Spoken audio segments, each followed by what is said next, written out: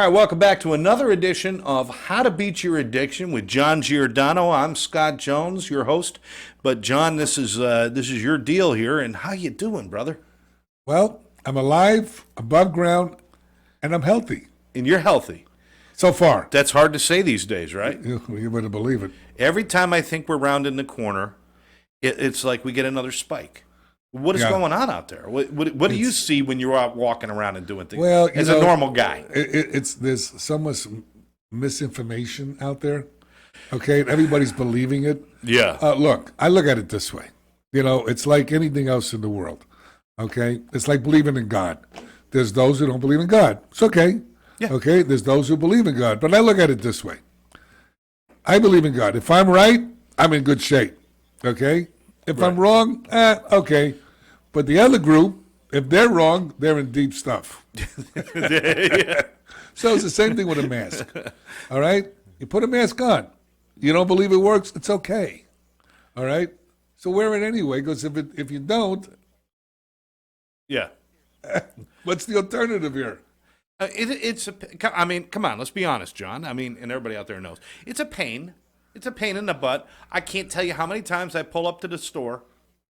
I get out of my car, I lock the car, I walk across the parking lot, I get all the way to the Right, and I said, forget son my of mask. a bitch, I Yeah. forgot my mask, and I got to go back and I get do it. the same thing. Well, It's look, a pain in the butt, but you know what? How much of an inconvenience is it? this is the world we're in. And what Yeah. people don't realize, they say, well, most people don't get sick. Okay, well, maybe that's true. But are you in the most people group or are you on the other group? And That's a true story. And most Americans are very unhealthy. High blood pressure, they have all kinds of illnesses. Okay, they're overweight, you got Yeah. obesity, Yeah. you got a lot of stuff. Realize that this stuff can affect you for a long time. Look, you don't have to believe in anybody, you don't have to believe in anything. It's just sometimes it's common sense. Okay, if you got a bunch of people saying wearing a mask and you got a bunch of people saying don't wear a mask, look at who's saying it, number one. And number two, what is their agenda? And number three, you take a shot, you wear the mask, what's the big deal? Yeah. Now, but let me set this up real quick, John, because, the internet's a great thing. Not just for porn, just telling you. It's not. I don't know. There's great things out there on the internet. But a lot of people ask questions of either treatment centers or agencies like SAMHSA and NADAC and different places, and they're always asking questions Well, a lot about of people addiction. don't, I don't even think a lot of people know what you just said, what that is. Well, SAMHSA is the Society for Addiction Medicine. right, and NADAC is the National Association of Addiction and Drug, or National Association Well, of for Addiction those and who Drug don't know, Alcohol these are Counselors. national Yeah. organizations that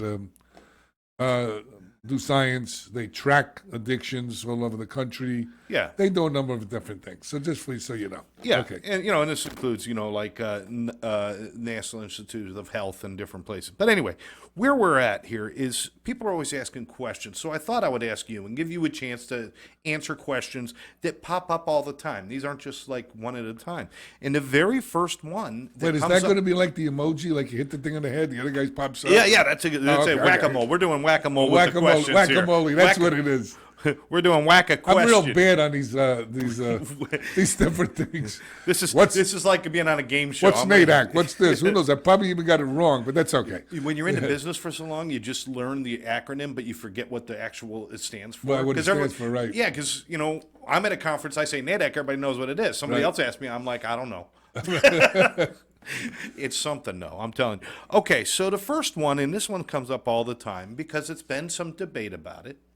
Is addiction really a disease, or is it simply a failing of self-will or a failing of character?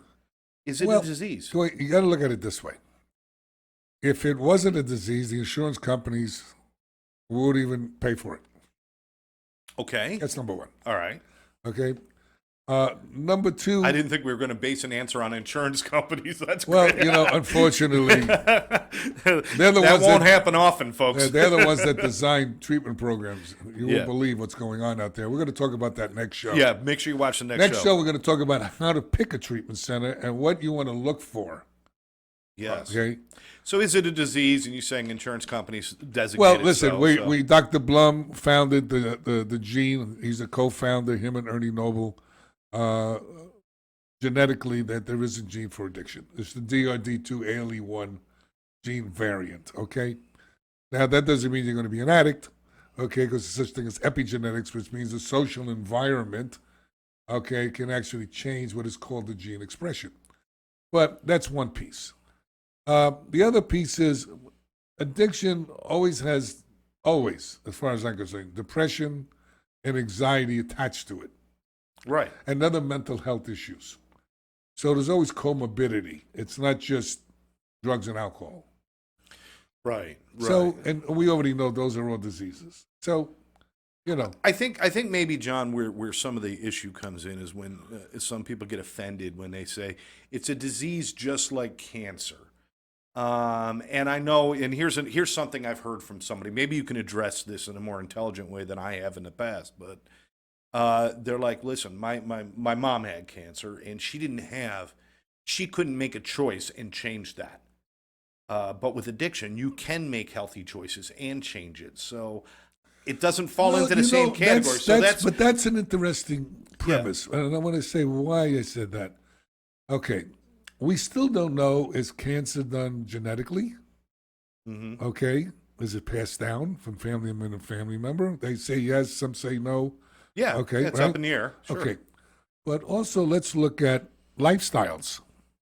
Do we have a choice? Okay. Most people's lifestyles, they smoke cigarettes, they eat foods that are toxic, they work in toxic environments. Okay. Right. All of these things. So, that's kind of iffy and about cancer, about any disease, different autoimmune diseases. We talked about the gut, which is called the microbiome, where autoimmune diseases are manufactured, to put it that way, Yes. are born. Yeah. Okay? So let's look at what's really going on. I mean, if you look at our water supply, our air supply, and our food supply, if you're wondering why there's cancer on the rise, and if you're wondering why all this other stuff, all these different diseases are like, like you got diabetes, all right?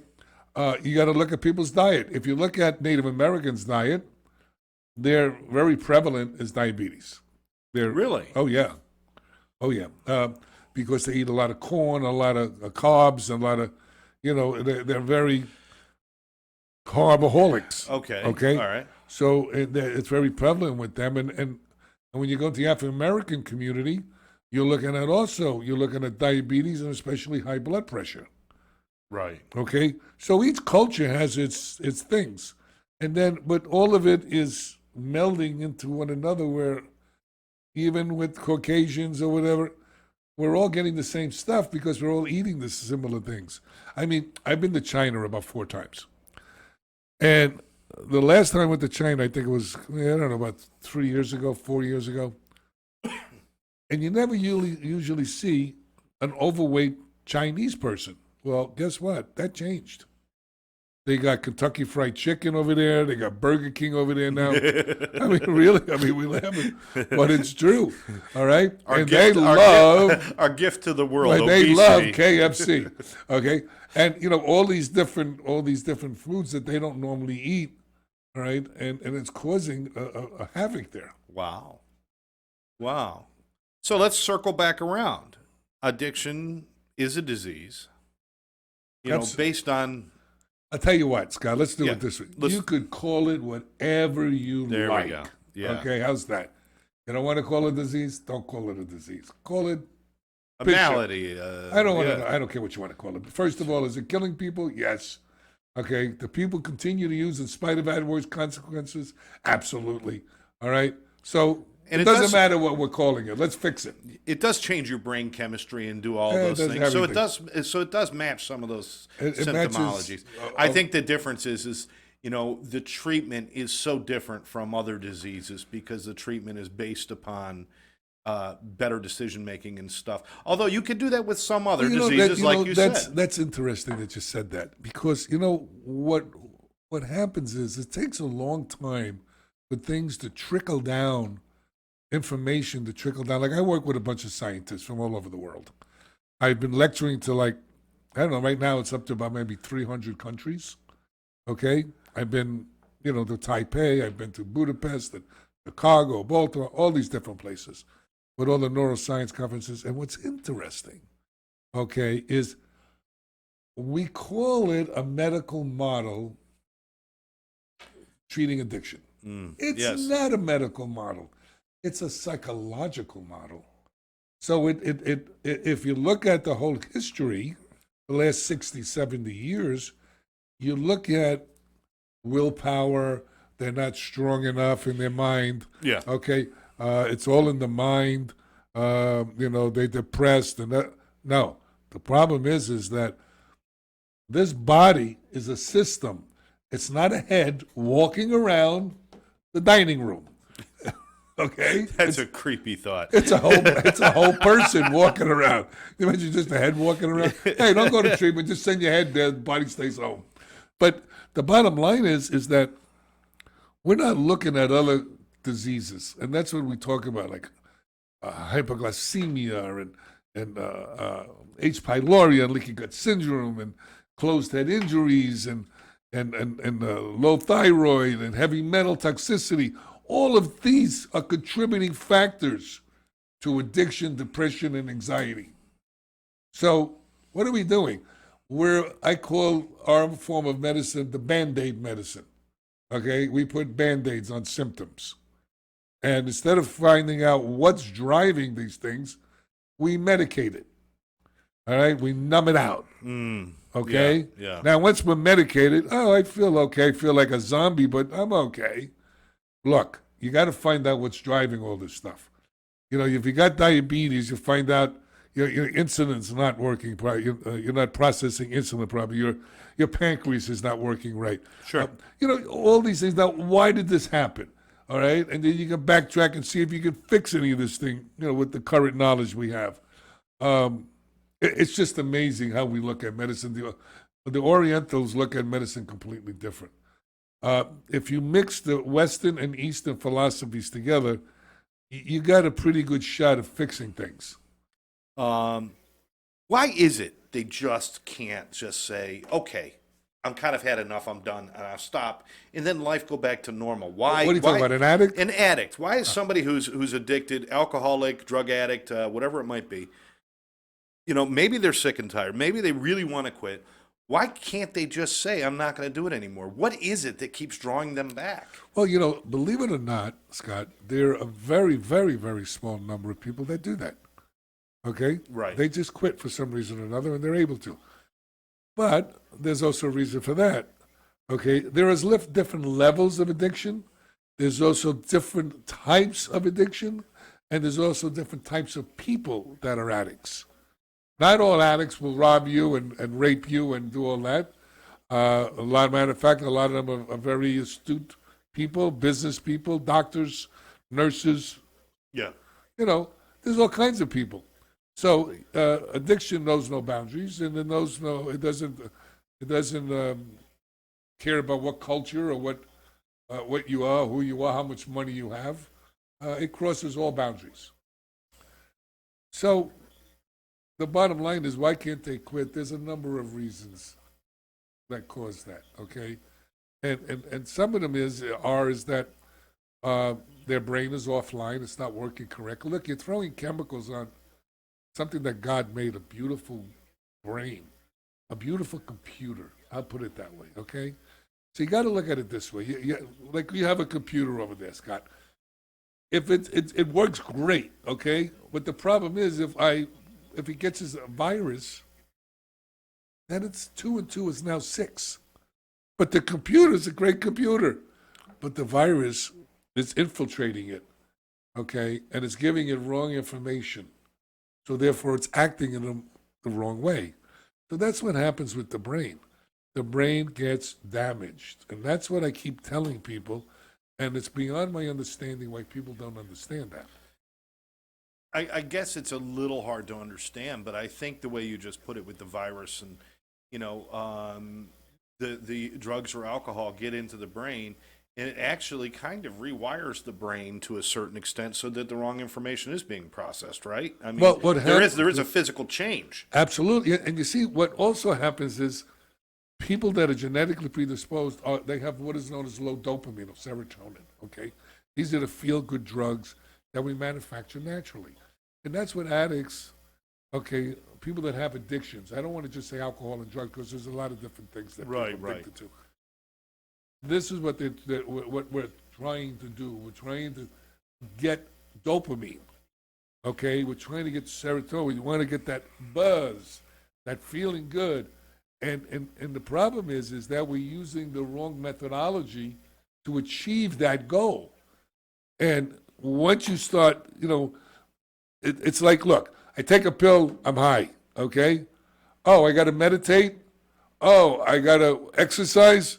Well, man, it's easy. I just take this pill and I can buzz around, okay? But there's a price, and the price is very high. It's like buying that cup that you have on your desk here that's maybe worth 50 cents, a dollar, $10, whatever, and paying $1,000 for that cup. Now, why would you want to pay $1,000 for a cup unless it was made of gold or something? Right. All right? So the bottom line is that the price you're paying for using is extremely high. You alienate yourself from all the people you love. You alienate yourself from a God if you understand, if you ever even believed in God. Okay? You alienate yourself from all the possibilities that you can do with your life. Us addicts, what we do is we play victim, poor me, and blame everybody. All right? Instead of looking at ourselves. And family members can't understand this. They go, what did I do wrong? Why don't they listen? They have so much potential. I don't understand. Well, that's the problem. You don't understand. Well, let me ask you a question. Who smokes cigarettes here? So a couple of people raised their hand. Who drinks coffee every day? Couple. I said, I want you to quit for a month. And you should have heard them doing the dance. Oh, wait a second. What do you mean I have to quit? I said, look what you're going through. We all know cigarettes kill you. All right? And you're defending it. Okay, what do you think addicts do? It's 100 times worse. Wow. That's a good point. Yeah. What are you doing? You're talking about other people's behaviors, and then a person's 50 pounds overweight, and they're going, I don't understand why that guy's doing drugs. Well, look in the mirror. You mentioned family several times while you were talking just now. And that leads me into my next question that we hear a lot of, or we have a lot of people asking, is what is the best way for a family member to help somebody who they suspect has a problem? And let me take it one step further. What if they approach them and they are not responsive to talking about it? What should family members do? Are they helpless to do anything? Well, here's the deal, okay? I'm a family member of children that are addicts. Right. The only difference is that being a therapist and being a recovering addict myself, okay, I have the tools, okay, on how to deal with this stuff. And I'll give you a couple of instances, for instance. Okay. Okay. My son got arrested, okay, for being a lookout for people that were robbing houses. Calls me up from jail and he goes, Dad, you got to get me out. I says, get you out of what? He said, well, I'm in jail. I said, for what? And he told me. I said, well, you made a bad choice, right? Yeah, I did. I said, well, good. Stay there. Okay? I'm not getting you out. So we went to court because he does drugs. So we went to court and the judge knew me. And they said, well, John, I'm going to remand him to your custody. I said, Your Honor, may I speak? She says, sure. I says, would you put him on house arrest, please? Number one. And number two, could you mandate him to treatment because he needs help? Because I don't want to be back here again. He says, absolutely. My son hated me, okay? But that's what I needed to do. You see, it's not about the addict so much. It's about, parents feeling bad. I don't want him to hate me. Right. Well, you want him to either not hate you, or you want to go to a funeral, his. Okay? Or maybe yours because you're stressed out. Okay? So what I tell our people all the time is you can love your significant to death. These are hard choices. Their brain's not working right. Somebody's got to help them make that decision. Okay? and hopefully they get well, like my kids. All right. If they don't, you did the best you could. But just laying around, making like it doesn't exist, okay, or saying, well, they don't want help, so I'm not even going to pay attention to them anymore. Okay, but then most parents don't. They buy them a car, they buy them an apartment if they can afford it. They enable them somehow, some way. All right. Look, you want to know what to do? I'll tell you what to do. It's real simple. They want help? Help them. Because parents are more afraid that they're going to get blamed, or it's not your fault that your son, your daughter, your husband, your wife, your whatever, your cousin makes a choice to do that. It's kind of it's a strange paradox that they're concerned about losing them to their addiction, but then on the other hand, they're afraid of losing them if they draw a line about their addiction. No, So because they don't want to get it's blamed. kind of like, yeah, oh, it's their fault. Yeah, Oh, if I didn't let him go out, he would have never died. Baloney. Yeah. Don't believe that. That's garbage. They're going to do what they're going to do, addicts, regardless of what you say, what you do, okay? Until they learn, until they hit bottom, whatever that means, okay? So for you parents out there, seek help. Get an interventionist to come in there, okay? I've done many interventions, all right? And the bottom line is it's kind of crazy when you start to look at the family dynamics. You know, I always said this, and maybe some families will get upset what I'm going to say is, I've always found out that families are sicker than the addict. No, it makes sense, John. I mean, they get all the craziness, and they don't even have the ability to get high. They just all they get is, and they keep coming back for more.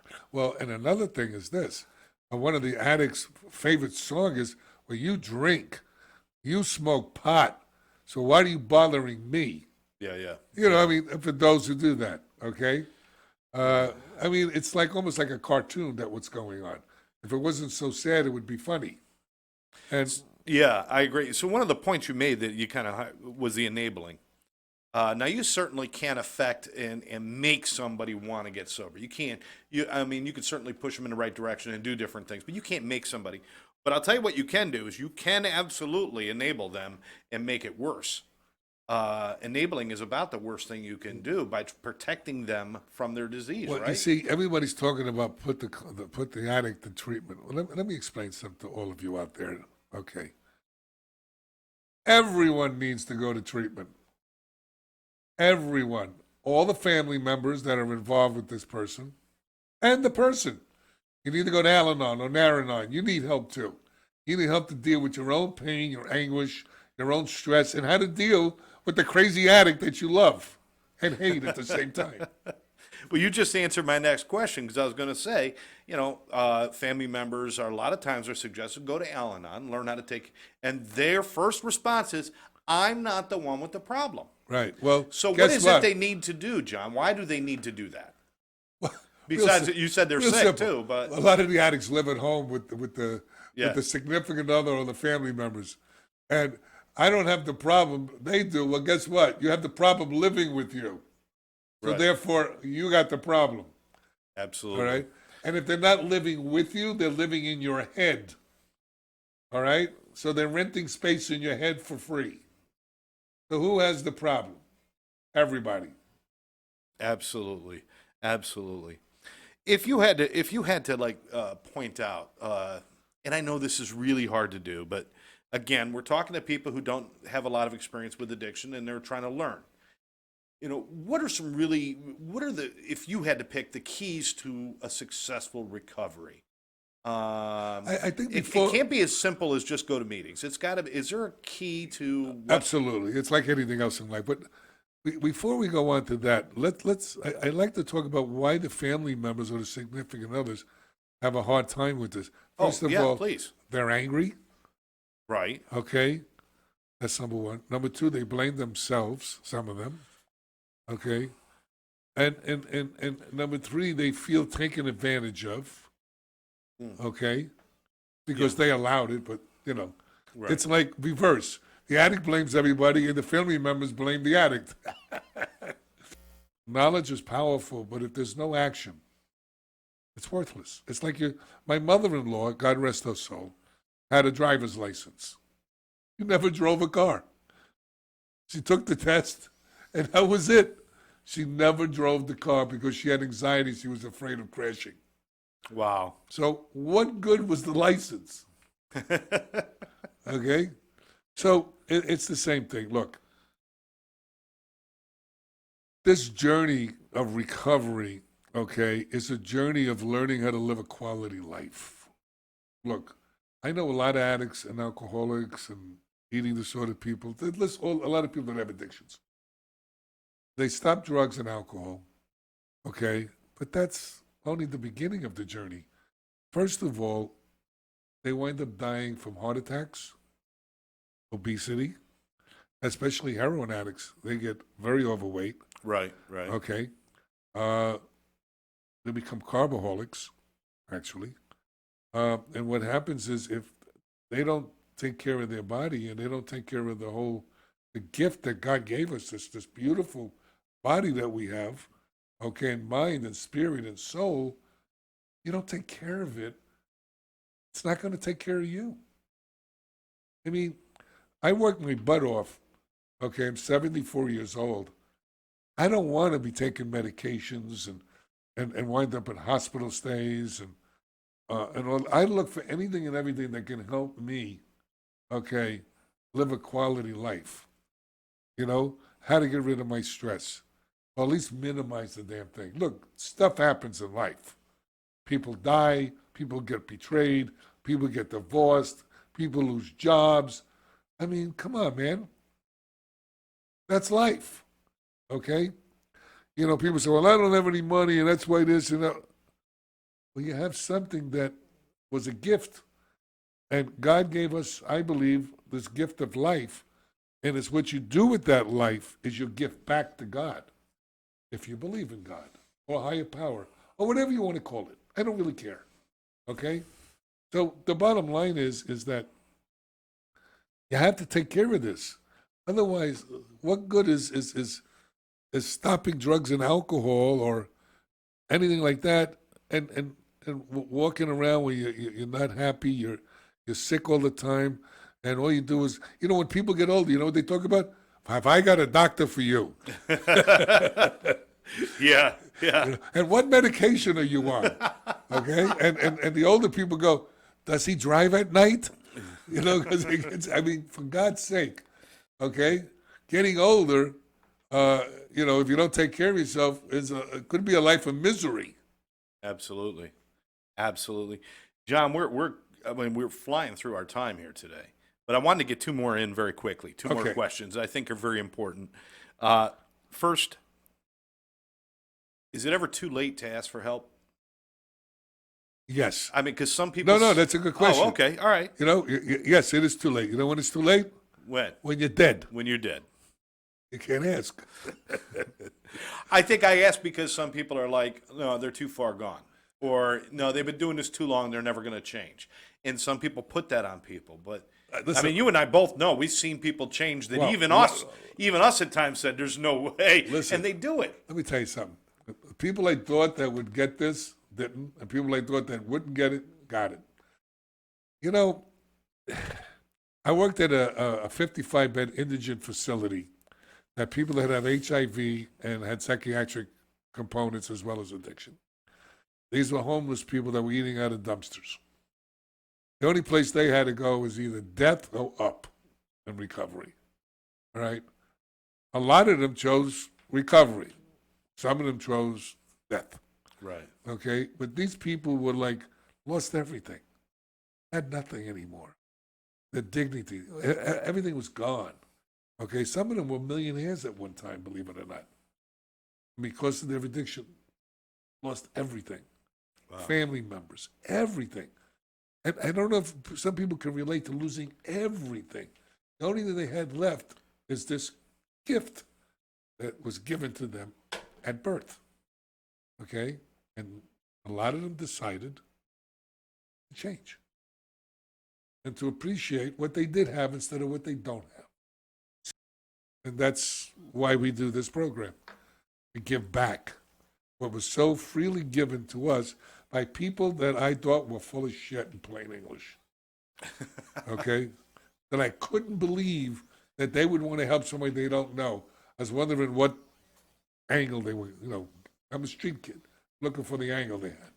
Yeah, the angle was they wanted to help me. Okay? I stuck around because this stuff works. And it was working when I didn't even know it worked. Everybody was telling me that I was getting better, and I told them they're nuts. I feel like shit in plain English. Okay, did you use today? I said no. They said, yeah, it's already better. Right. So that's my message. Well, I appreciate it, John, and I know I hit you with some questions that you weren't expecting and stuff, but these are things that people ask. Now, they can go and get more information about you and how to contact you by going to johnjgiordano.com and certainly contact you that way. You're always willing to help and answer questions. Absolutely. Look, on the website, I think there's about 49 medical and scientific peer-reviewed journals.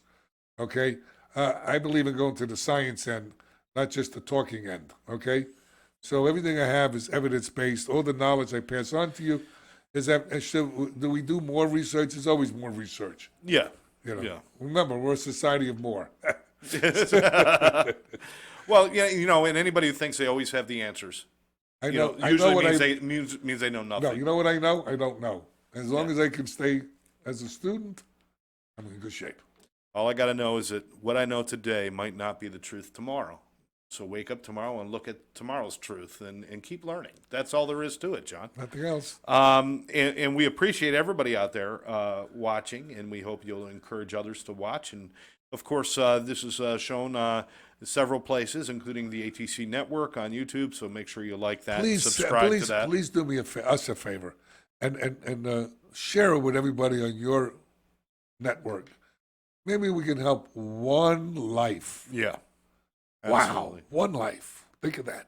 And that's important. One life is important all the time. Make sure you tune in for our next show. We're going to talk specifically about choosing treatment centers, which I think really needs to be talked about. We're going to dedicate a whole show to that because there's a lot of things that people get tripped up on. And maybe they're looking at the wrong things, John. Oh, let me tell you something. Maybe they like the pictures of the ponies, right? That's right. It's a nightmare out there. Well, we're going to talk specifically about that. But for now, for John Giordano, I'm Scott Jones. We want to thank you so much for joining us right here on How to Beat Your Addiction. We'll see you next time. Adios.